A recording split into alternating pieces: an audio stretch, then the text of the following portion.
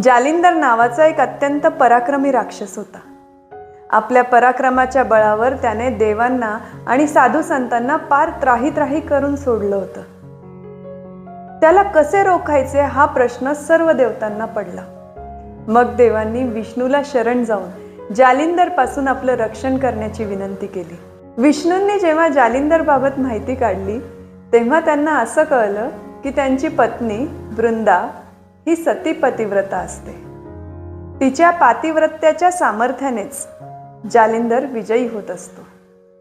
त्याला पराजित करायचे असेल तर वृंदाच्या पातिव्रत्याचा भंग करणे हाच एक उपाय असतो। ते करण्यास कुणीही धजावत नाही। अखेर ती जबाबदारी विष्णू स्वीकारतात। जालिंदरचे रूप धारण करून विष्णू वृंदेच्या महालात जातात।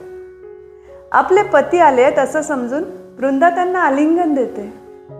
तिच्या पातिव्रत्याचा भंग होताच जालिंदरचा मृत्यू होतो। देवांनी मारलेल्या बाणाने त्याचं शिर तुटतं आणि ते वृंदेच्या दारात पडतं।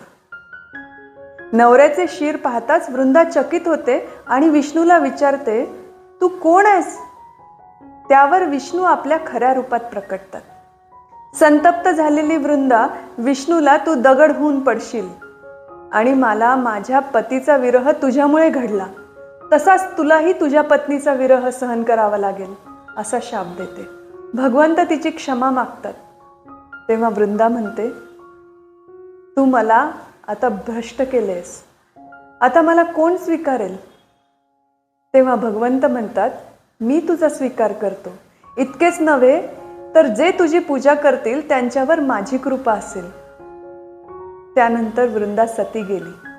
पुढे तिच्या शापामुळे राम अवतारामध्ये भगवंताला सीतेचा विरह सहन करावा लागला।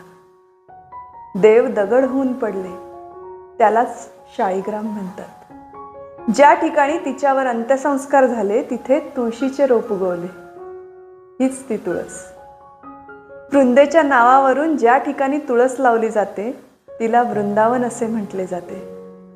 तीच तुळस कृष्णाने पांडुरंगानेही धारण केली।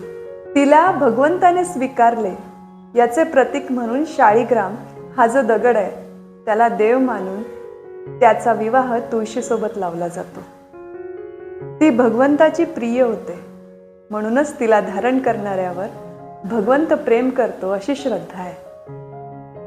याच विचाराने वारकऱ्यांनीही तुळशीला आजतागायत पूजनीय मानले आहे ना इंटरेस्टिंग गोष्ट।